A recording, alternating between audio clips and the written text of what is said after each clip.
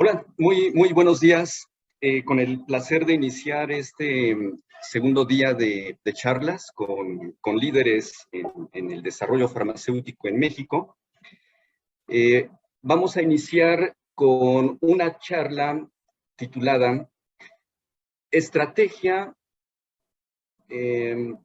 para una adecuada implementación de estudios de estabilidad. Y para ello tenemos la compañía de Daniel Muñoz Eslava. Nos da mucho gusto tenerlo como invitado. Les voy a hacer una semblanza de la trayectoria de Daniel. Daniel Muñoz Eslava es gerente de tecnología y procesos y empaque en la compañía Boehringer Ingelheim Promeco. Él es químico farmacobiólogo con orientación a farmacia industrial, egresado de la Universidad Autónoma Metropolitana plantel Xochimilco. Cuenta con 25 años de experiencia en áreas farmacéuticas de investigación y desarrollo, transferencia de tecnología, producción, asistencia técnica y estudios de bioequivalencia, es decir, el paquete completo. Ha participado activamente en empresas como Merck Group, GlaxoSmithKline, Valiant Pharmaceuticals, Mallinckrodt Medical, entre otras. Gerenciando de forma interdisciplinaria equipos estratégicos de desarrollo de medicamentos, tanto innovadores como genéricos. Ha liderado proyectos locales e internacionales de transferencia de tecnología y ha puesto en marcha nuevos sitios de manufactura, desarrollando y liderando equipos de alto desempeño. Pues, ¿qué decir, Daniel? Estamos muy felices de que nos acompañes en estas charlas y vamos a comenzar con una pregunta muy básica para empezar a abrir el tema. ¿Por qué es necesario establecer una estrategia para la realización de estudios de estabilidad en productos farmacéuticos? Muy bien, muchas gracias, Francisco. Para mí es un honor y es un placer poder estar con ustedes acompañándolos este día en esta charla y poder contribuir con un poquito de lo que sé con nuestros colaboradores, nuestros colegas del gremio farmacéutico. Pues bien, mira, en términos generales es necesario establecer una estrategia para un estudio de estabilidad, porque de esa manera podemos asegurar que el proyecto va a estar debidamente evaluado en tiempos y en costos, y que el producto desarrollado y planificado de una forma estratégica por parte del negocio, pues va a cumplir de manera robusta en todas las etapas de producción y de manejo, control, distribución y demás aspectos relacionados con la venta en los distintos mercados a donde se va a dirigir. Esto pues está en función del cumplimiento de todos los atributos de calidad. Y no solamente durante el tiempo de vida útil, sino también en otros aspectos de la manufactura. Normalmente consideramos que pues un estudio de estabilidad puede aplicar para un producto que recién se ha desarrollado o bien para un producto implementado que necesita algún estudio adicional.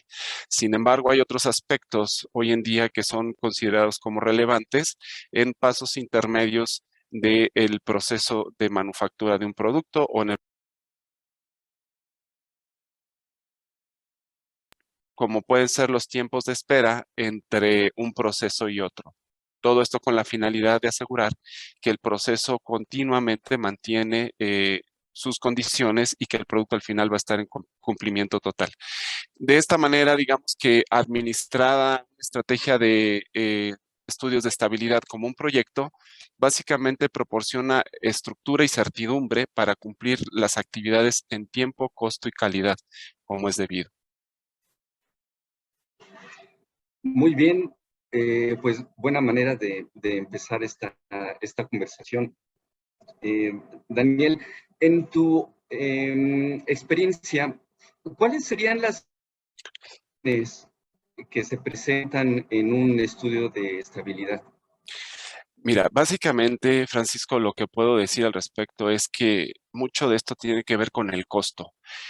Muchas veces vemos como principal limitante el costo de un estudio de estabilidad y más bien deberíamos verlo como una inversión, porque esto, bien planeado, bien ejecutado, bien realizado, va a traer más beneficios que perjuicios en términos económicos a la larga. El otro punto es el tiempo. Siempre queremos que salgan rápido, que podamos nosotros tener los resultados pronto y buscamos maneras pues de optimizar dentro de todo lo posible para poder obtener resultados rápidos. Sin embargo, pues hay ciertas estructuras y ciertas reglas que nos indican claramente que ya hay procedimientos establecidos de cómo llevar a cabo un estudio de estabilidad y cuáles son, digamos, los resultados o los datos necesarios para poder ir, por ejemplo, con un registro, ¿no? Eh, no nos gusta esperar mucho tiempo, esa es una realidad, queremos que todo sea expedito, pero esta es una de las limitantes también. No todos los productos pueden someterse con un estudio de estabilidad acelerada, por ejemplo. Hay productos que necesitan, por su naturaleza, un estudio de largo plazo, porque las condiciones son distintas, ¿no? Por ejemplo. Otro punto muy importante es la capacidad de laboratorio y la infraestructura de cada sitio, de cada compañía, ya que, por ejemplo, siempre hay un conflicto entre los análisis por parte, digamos, del día a día de lo que está relacionado con los procesos de fabricación, de producción del sitio, versus todo lo demás que puede ser un estudio de estabilidad, un estudio de, por ejemplo, un estudio de validación de procesos, etcétera, etcétera. Entonces, aquí es muy importante poder contar con una alineación perfecta entre las diferentes áreas para que la capacidad y la infraestructura, porque algunas compañías tienen sus propias cámaras, sus propios lugares para someter el estudio, sea suficiente para poder cumplir estratégicamente y desde la planificación inicial con los estudios que se planteen. Y finalmente, uno de los puntos que también duele mucho, ¿no? Es el seguimiento al programa, porque muchas veces tenemos un programa escrito, realizado, elaborado y aprobado por las diferentes áreas, pero ya en el hacer del día a día cuesta mucho trabajo darle seguimiento. Y eso a veces nos puede hacer que perdamos datos e información valiosa y pues obviamente el seguimiento correcto de los estudios de estabilidades. Aquí pues la sugerencia es que estos elementos sean evaluados durante el diseño del estudio de manera holística entre todos los diferentes actores para que pueda ser exitoso al final el estudio.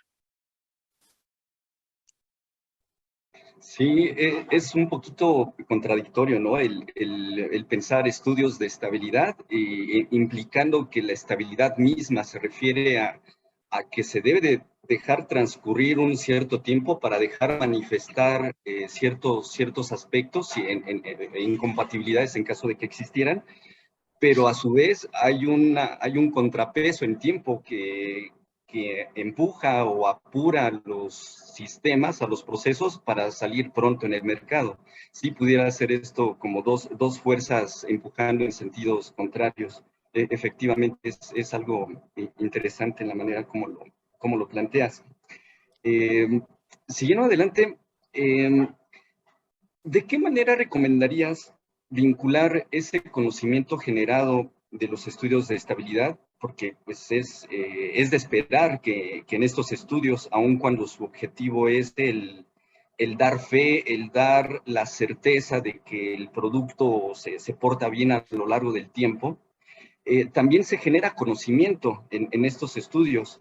Entonces, ¿cómo vinculas ese conocimiento generado para usarlo en futuros estudios o en futuros desarrollos de la compañía?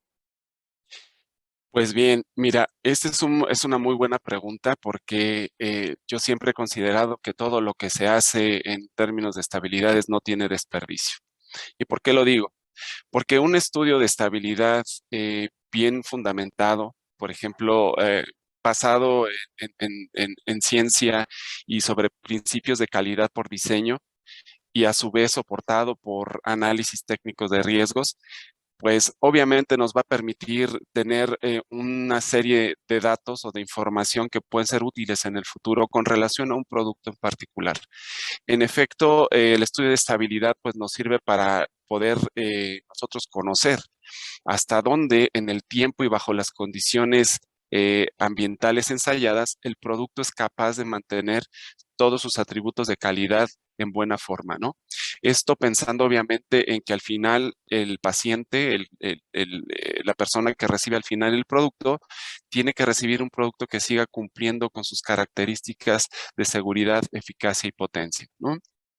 Bajo este concepto, y en una total alineación, porque esto es algo que también duele mucho en muchas ocasiones con relación a la integridad de datos, es decir, las buenas prácticas de documentación, las buenas prácticas de laboratorio y las buenas prácticas de manufactura, perdón, que se conjunten en este estudio hecho, digamos, de manera inicial, pues van a ayudar porque van a proveer de toda la información necesaria que puede ayudarnos a soportar cualquier estudio posterior ante cualquier auditoría, por ejemplo, o bien como una plataforma para estandarizar, digamos, este proceso que se ha desarrollado de manera holística y que además está, digamos, en cumplimiento de todo esto que he mencionado, pues puede servir como plataforma para algunos otros estudios posteriores, ¿no?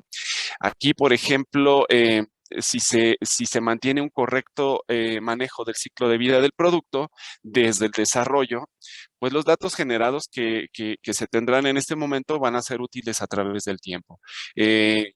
Digamos que desde esta parte inicial del desarrollo hasta la parte de lanzamiento a nivel comercial, siempre se siguen generando datos. Y si ese cúmulo de datos a través del tiempo demuestra, a través, por ejemplo, de un monitoreo continuo del proceso que sigue manteniendo dentro de especificaciones al producto que es consistente, pues puede dar una idea de que es sostenible.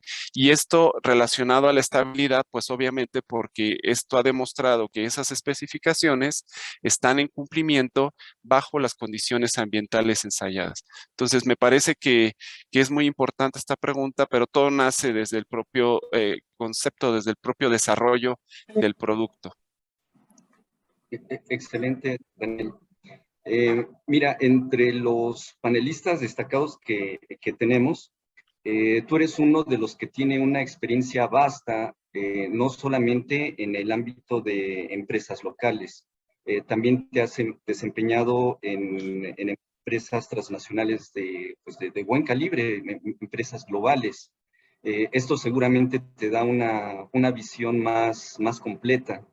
¿Qué diferencias encuentras tú entre los estudios de estabilidad dirigidos a un mercado local con respecto a uno regional o incluso uno global? Porque debe ser distinto, me imagino, cuando estás montando un estudio para ser usado en un solo país o en varios. Bueno, digamos que como proceso en esencia son iguales para todos los diferentes mercados, ¿no? Lo que sí cambia es el requerimiento regulatorio de cada país, ¿no? Evidentemente, conocemos hoy en día las diferentes zonas climáticas que hay en los diferentes países y si nosotros como compañía deseamos exportar en un momento dado nuestros productos hacia esos distintos mercados, tenemos que considerar pues las zonas geográficas climáticas que aplican en cada uno de ellos. ¿Eso a qué nos lleva? Pues que probablemente tengamos que definir un material de empaque distinto con un nivel de protección mayor. Por dar un ejemplo, en mi experiencia he tenido casos en los que productos desarrollados se comercializan en México, que es una zona 2, pero también en Brasil, que es una zona 4B. Entonces, de pasar, digamos, de un clima seco, ¿no? Con una temperatura templada a un clima con alta temperatura y alta humedad, eso nos obliga a que justamente desde el diseño de nuestro protocolo de estabilidades pongamos como dato y como parte de ese estudio el reto con distintos materiales. Esto obviamente nos hace que sea más robusto. Consideramos siempre que puede tener un costo distinto, por supuesto, porque las barreras que protegen el producto, pues dependiendo del nivel de protección, tienen un costo distinto Y bueno, pues habrá que hacer la evaluación, ¿no? El análisis correspondiente de costos-beneficios para poder definir qué tipo de materiales vamos a definir para allá. Otro tema importante en este caso, pues son los tiempos de respuesta, ¿no? Para los trámites regulatorios. Cada país tiene tiempos distintos conforme a sus regulaciones. Así podemos encontrar, por ejemplo, un Ecuador que puede dar una respuesta en 3 meses, o probablemente un país del Caribe que hasta se tarda 24 meses, ¿no? En dar una aprobación. Entonces, varía mucho, pero hay que estar, digamos, alineados con los requisitos regulatorios de cada país. Excelente. Daniel, en tu experiencia, si tuvieras una recomendación para considerar algo previo al montaje de un estudio de estabilidad, ¿qué sería? Mira, en este caso yo visualizo como dos opciones, ¿no? Una que está relacionada con el nuevo desarrollo. Si es un producto nuevo, es un producto que no existe hoy en día en el mercado, la recomendación es que el protocolo que se vaya a preparar considere un análisis completo, que el producto cuente con una definición clara de todos sus atributos de calidad y los críticos que van a ser analizados durante el estudio para que garantice que en el futuro el producto va a cumplir con todos estos requisitos y que va a mantener su calidad a través del tiempo, ¿no? Eh, no solamente se evalúan, por ejemplo, aspectos físicos perdón, químicos, sino también físicos y microbiológicos. Algo muy importante también a considerar es el desempeño del producto. Debemos asegurar que, por decirlo de alguna manera, si la disolución es un atributo crítico de calidad, pues sea cumplida en cada uno de los, digamos, diferentes momentos en los que se va a analizar el producto, considerando algunos otros parámetros adicionales que pueden estar impactándolo, como por ejemplo una desintegración, ¿no? Si la desintegración cambia a través del tiempo, pues puede impactar en este sentido a nuestra disolución. Y eso es un aspecto, es un punto que tiene que cuidarse mucho desde las etapas tempranas del desarrollo para, pues, obtener un producto desarrollado de manera robusta, ¿no? También es muy importante asegurar el proceso de fabricación, es decir, si estamos en una etapa temprana del desarrollo, aun cuando no esté, digamos, validado a nivel o escala comercial, es importante que el producto o las muestras que se obtengan para someter el estudio provengan de un proceso ya conocido y que sea reproducible, ¿no? Es decir, que no hagamos cambios en el proceso de fabricación de los lotes que vamos a someter al estudio, porque esto le incrementaría, digamos, el riesgo de fallo y pues derivado de las variables que se le están metiendo al proceso, ¿no? Es muy importante también tener en cuenta que los métodos analíticos tienen que estar validados y deben ser indicativos de estabilidades. Este es un tema que duele mucho. En ocasiones algunas compañías consideran que pueden utilizarse los métodos compendiales. No están diseñados como tal los métodos compendiales para un estudio de estabilidades. Son más bien para para análisis de rutina de los medicamentos. Y también hay que tomar en cuenta que, pues, obviamente, quien coloca la monografía en esos compendios, pues lo hizo con relación a su propio producto, el cual puede ser distinto del que nosotros tenemos en composición, ¿no? Por ejemplo. Entonces, algunas pruebas adicionales tienen que hacerse para alinear el método y poder después decir que puede ser equivalente. Eh, en el caso de productos implementados, pues es digamos, un poco más, en términos generales, un tanto más sencillo porque aquí pues lo importante es asegurar que el producto provenga de un proceso que es conocido, que está perfectamente calificado y validado, ¿no? Que está bajo control y que pues obviamente ya los métodos analíticos también están retados y que están validados, y todos los equipos e instrumentos que intervienen en el proceso de manufactura están debidamente calificados también, ¿no? Esto evidentemente pues ayuda mucho porque asumimos que la variabilidad del propio proceso y del producto es menor y que lo que resulte en el estudio de estabilidades pues va a reflejar el verdadero comportamiento bajo las condiciones ensayadas de nuestro producto. ¿no? Materiales de empaque es otro tema muy importante que tiene que considerarse. Deben seleccionarse los proveedores adecuados, alineados con la naturaleza de nuestro producto y que obviamente mantengan ellos también su calidad de manera consistente, ¿no? No es conveniente, nos ha pasado a nosotros en algunas ocasiones que tenemos un proveedor que es de confianza, pero en algún momento tuvo un fallo y nos envió frascos que tenían, por ejemplo, un espesor de pared distinto, por decirlo, más delgado que lo normal en un frasco de polietileno de alta densidad. ¿Y qué fue lo que sucedió? Pues tuvimos permeación de humedad. Entonces el producto no cumplió con el estudio por esta situación. No fue un tema de la fórmula, fue un tema del material de empaque. Entonces, muy importante también considerar este punto como lo son los proveedores de materiales de envase. Algunas otras cosas que deben también ser tomadas en cuenta están dentro de las pruebas previas de compatibilidad. En la fase temprana del desarrollo, desde la preformulación, nosotros debemos asegurar que todos los insumos, es decir, todos los componentes de la fórmula y sus materiales de envase propuestos sean compatibles, ¿no? Digamos que hay algunas técnicas o metodologías que pueden aproximarnos un poquito a conocer las interacciones de los materiales a nivel laboratorio en esta parte del desarrollo y por ahí podemos darnos una idea de cómo poder desarrollar un producto que tenga mayores probabilidades de éxito al ser sometido al estudio de estabilidades, ¿no? Ahora, eh, creo que en esta parte algo que es muy importante y sigue siéndolo es el diseño tipo QBD, ¿no? Es el diseño por calidad. Sigue siendo muy importante porque bajo ese concepto nosotros podemos hacer un análisis de riesgo previo que nos permita conocer cuáles serían los posibles modos de falla de nuestra propuesta y con ello tratar de mitigarlos, dichos riesgos, buscando y seleccionando los mejores componentes y materiales para nuestra fórmula. Sí, excelente, Daniel.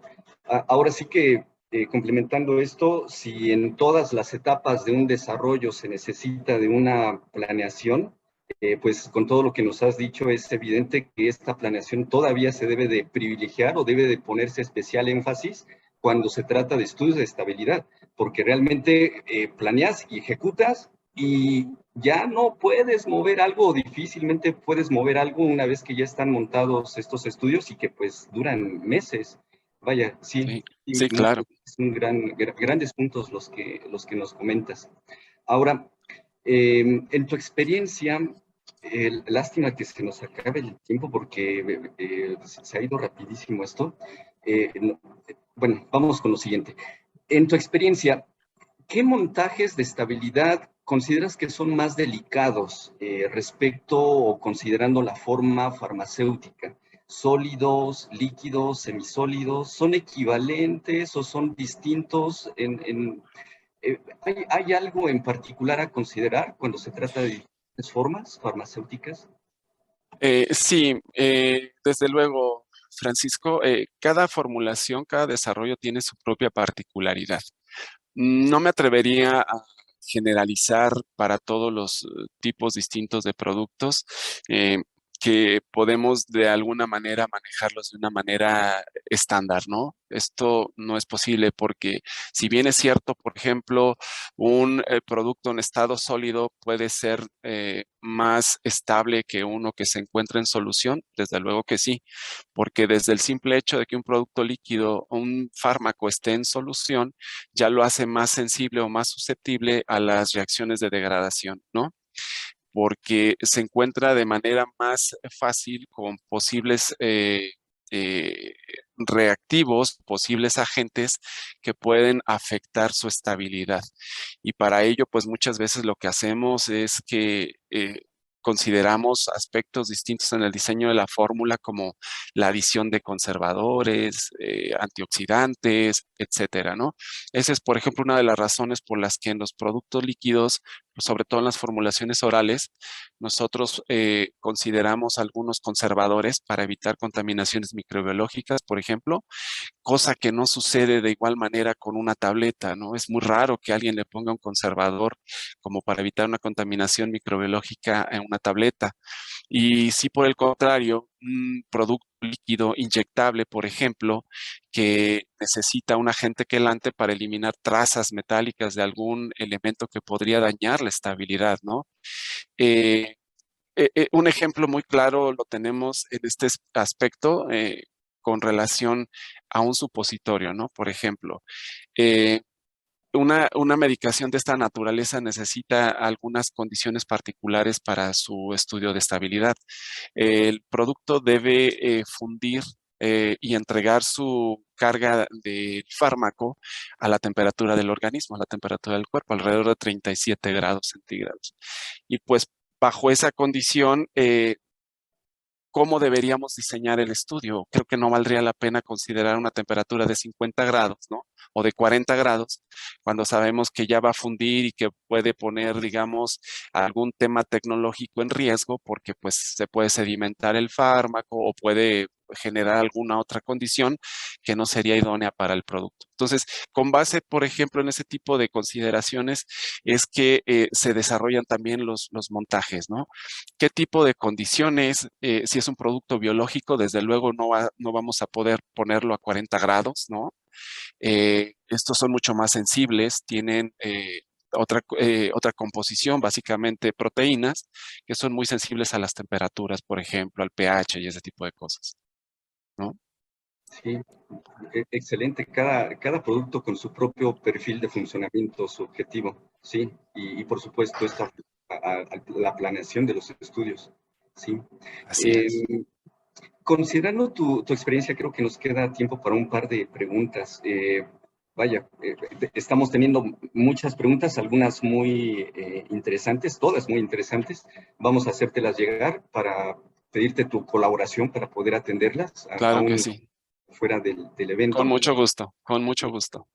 Considerando tu experiencia, ¿te aventuras a dar un porcentaje de cuántos estudios montados concluyen de una manera que podamos decir exitosa respecto a los que inician? Todos nos hemos enfrentado a estas situaciones y Sí. luego no sabemos cómo compararnos o cómo está el ranking en otras partes. Ujú. Sí, definitivamente es un tema difícil, ¿no? Muchas veces, pero digamos que en general en mi experiencia, pues ha sido más o menos como el 80% de los estudios han sido exitosos, ¿no? Y paradójicamente, la mayoría de las veces no han sido porque falle la fórmula, ¿no? Más bien ha sido por otros aspectos de la administración del plan o de la forma de cómo se realizan. Porque, por ejemplo, hemos encontrado que mucha de la información se pierde porque los análisis no se llevan a cabo en las ventanas de tiempo establecidas en el protocolo. Tal vez si se tiene un solo desfasamiento durante todo el estudio, podría justificarse, pero me he encontrado en ocasiones con que han habido 2 o 3 consecutivos que no han sido analizados en tiempo y eso hace que sea muy difícil después poder explicar cómo se desarrolló el estudio, porque no es algo que nosotros internamente en la organización podamos solamente manejar y concluir, sino que es considerar que que toda la información y que el documento que se genere como reporte a partir de esto será revisado por una autoridad sanitaria. Y al final ellos van a tener que decirnos si les parece o no adecuada la información que enviamos y si es suficiente la explicación o la justificación para que nos puedan otorgar un registro, por ejemplo, ¿no? Entonces, eso hace muy difícil que se pueda tener este tipo de explicaciones o de justificaciones. Y pues básicamente, digamos que como segunda causa, pues sí está el fallo porque la fórmula no cumplió los requisitos, hubieron interacciones, etcétera, etcétera. Y el tercero, pues es por fallas en los equipos, ¿no? Básicamente en las cámaras de estabilidades. Pero eso es muy raro, es lo menor porque equipo bien mantenido y bien calificado dentro de sus programas, de los tiempos establecidos en sus programas, pues hace difícil que fallen. Pero sí ha llegado a haber el caso en el que, por ejemplo, se rompe el suministro de agua, la tubería, el ducto, y pues moja todo el producto al interior y se echa a perder porque ya la condición es diferente, no hay forma de rescatarlo, etcétera, ¿no? Pero es Sí, muy poco probable que eso también suceda. sí. Sí, lamentablemente, sí, bueno, conozco casos, me han sucedido casos exactamente así, sí, sí tienes toda la razón. Para finalizar, Daniel, nos hemos pasado un poquito de tiempo, pero no quiero que nos despidamos sin que nos des un consejo o algo por decirles a aquellas personas, aquellos jóvenes que están iniciando su labor y haciendo carrera en el mundo del desarrollo farmacéutico. Sí, pues mi recomendación es que desde el principio se desarrollen los productos, se desarrollen los medicamentos basados en principios de calidad total, que se desarrollen con los análisis técnicos de riesgos que apliquen, porque eso va a dar todo el soporte científico necesario para poder generar formulaciones robustas, que sean sustentables en el tiempo, que seleccionen sus proveedores de materias primas confiables, que sean capaces de proveerles consistentemente la calidad de los materiales que necesitan para poder mantener el producto con la calidad necesaria. El desempeño de un producto una vez desarrollado de manera robusta depende mucho también de los insumos que son utilizados en su manufactura y evidentemente pues en la consistencia de su calidad, ¿no? Durante todo el tiempo de vida del producto. Es muy importante también esto, que los reportes estén fundamentados también en estudios estadísticos de todos los datos que se obtienen para poder dar sustento científico basado en modelos estadísticos que puedan explicar las conclusiones al final. Un estudio bien planteado, bien diseñado, bien planificado, puede ser muy exitoso y puede ser una plataforma importante para un registro no solamente de un producto nuevo, sino también como soporte para una extensión, por ejemplo, de línea para un producto que se va a registrar en otro país, en otra región. Y bueno, pues todo esto alineado con las buenas prácticas de manufactura, de fabricación y de laboratorio, en completo apego a integridad de datos, va a permitir tener un desarrollo y una estabilidad exitosa para el producto. Daniel, excelente charla. No tengo más que agradecerte de verdad mucho este tiempo que nos has obsequiado. He disfrutado mucho la entrevista, espero que los que la están presenciando también. Pues te mando un abrazo muy grande y pues continuamos con esto adelante. Un Mucho placer, gusto, es un placer. un placer. Muchísimas gracias a todos. Nos vemos pronto. Bye bye. Hasta pronto, Daniel. Eh, Pasamos a nuestra siguiente charla del día de hoy.